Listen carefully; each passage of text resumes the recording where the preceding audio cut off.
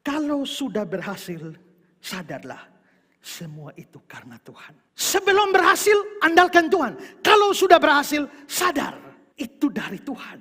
Daud sadar ini. Makanya kita lihat 2 Samuel 5 ayat 12 tadi. Lalu taulah Daud bahwa Tuhan telah menegakkan dia sebagai raja. Taulah Daud. Daud sadar bahwa kalau dia sampai berhasil, itu karena Tuhan. John Ellicott bilang begini, keberhasilan Daud tidak membutakan dia pada kenyataan bahwa berkat-berkat datang kepadanya sebagai pemimpin teokrasi dan demi umat pilihan Allah. Sadar, ini semua dari Tuhan. Ayub juga sadar, Ayub 1 ayat 21. Dengan telanjang aku keluar dari kandungan ibuku, dengan telanjang aku akan kembali ke dalamnya. Tuhan yang memberi. Tuhan yang memberi. Semua yang dia punya, Tuhan yang memberi. Itu sadar. Maka sebelum berhasil, mau berhasil, andalkan Tuhan. Kalau sudah berhasil, jangan lupa Tuhan. Ada banyak orang yang ketika berhasil, merasa diri begitu hebat dan lupa Tuhan. Saya baca satu cerita, ada seorang bapak yang kasih anaknya kursus piano. Anaknya kursus piano baru 1 bulan, hanya bisa main beberapa lagu. Tiba-tiba ada pengumuman bahwa di kota itu ada konser yang menghadirkan seorang pemain piano profesional. Maka tiket ludes, semua orang ada di ruangan itu.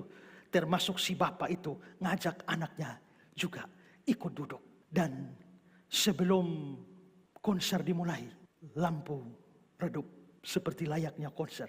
Begitu lampu redup, si bapak cari-cari anaknya mana. Tidak ada. Tiba-tiba si bapak lihat, anaknya sudah ada di depan panggung. Lalu dekat piano besar itu. Tiba-tiba si anak maju dan duduk di atas meja piano. Lalu kasih bunyi ini piano.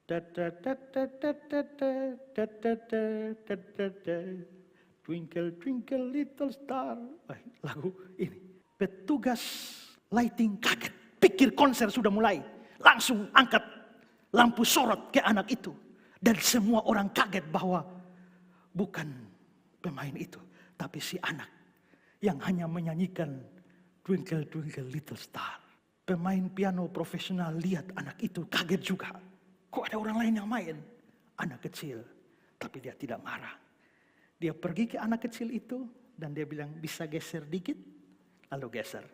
Lalu anak kecil dia mainkan terus. Lalu pemain piano ini lalu mengisi bagian-bagian yang anak itu tidak bisa lakukan.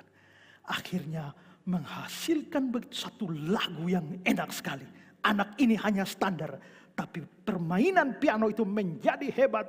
Semua mata perhatian di sana, lampu sorot di sana. Dan setelah selesai ada standing ovation. Semua orang berdiri dan tepuk tangan, lempar-lempar bunga.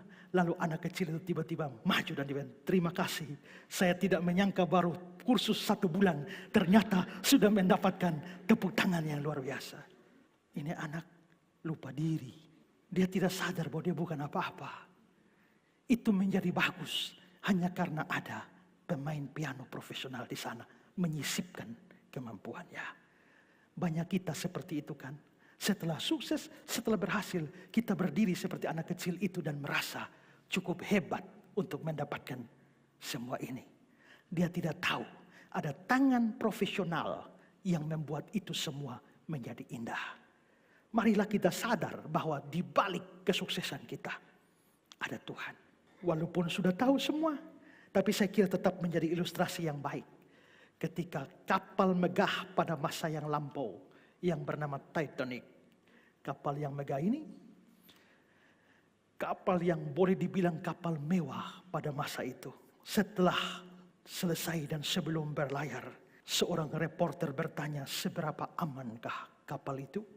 Dan si pembuat berkata, bahkan Tuhan pun tidak bisa menenggelamkannya. Ironis, pelayaran perdana justru karam. Kapal yang megah ini sekarang ada di mana?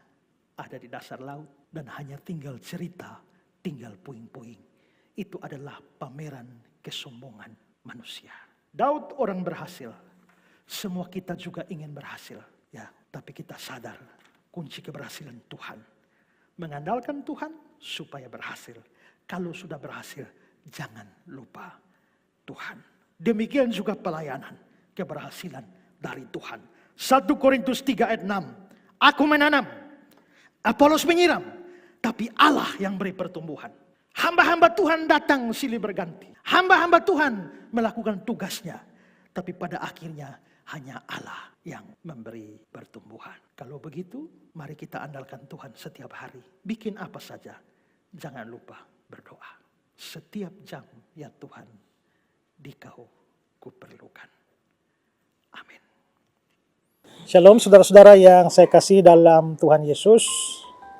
Berkembangnya industri perfilman di negara kita ini itu membawa angin segar bagi banyak pihak, dan juga termasuk di dalamnya adalah institusi-institusi rohani, di mana institusi-institusi rohani ini mendapatkan kesempatan untuk memproduksi film yang pada akhirnya dapat disebarkan melalui berbagai macam platform, baik televisi, YouTube, dan OTT lainnya, ya.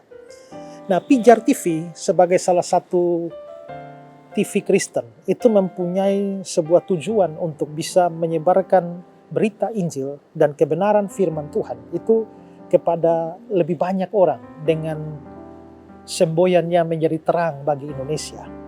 Pijar TV mempunyai kerinduan supaya lebih banyak orang mengenal Tuhan, mengenal kebenaran firman Tuhan, dan lebih-lebih itu adalah sebagai bentuk pelaksanaan amanat agung Tuhan Yesus, memberitakan Injil kepada banyak orang.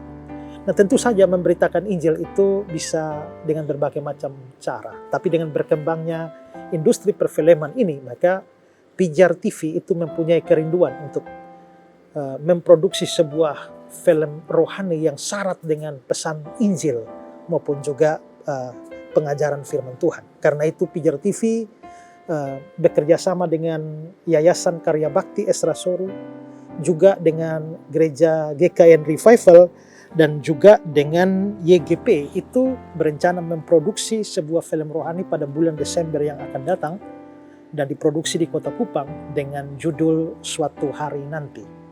Saya sendiri akan terlibat di dalam film tersebut, yang mana akan memberikan pesan-pesan rohani apa yang didapatkan dari film tersebut, yang tentu saja syarat akan pemberitaan Injil dan pengajaran firman Tuhan. Nah, untuk melaksanakan ini tentu saja membutuhkan biaya yang cukup besar, dan karena itu pada kesempatan ini saya juga meminta saudara-saudara untuk mendukung program atau rencana ini, rencana produksi film ini, baik melalui dukungan doa dan juga termasuk dukungan dana. Kalau saudara digerakkan Tuhan untuk ambil bagian dalam pekerjaan Tuhan ini, maka di layar saudara itu ada nomor rekening yang tertera di sana.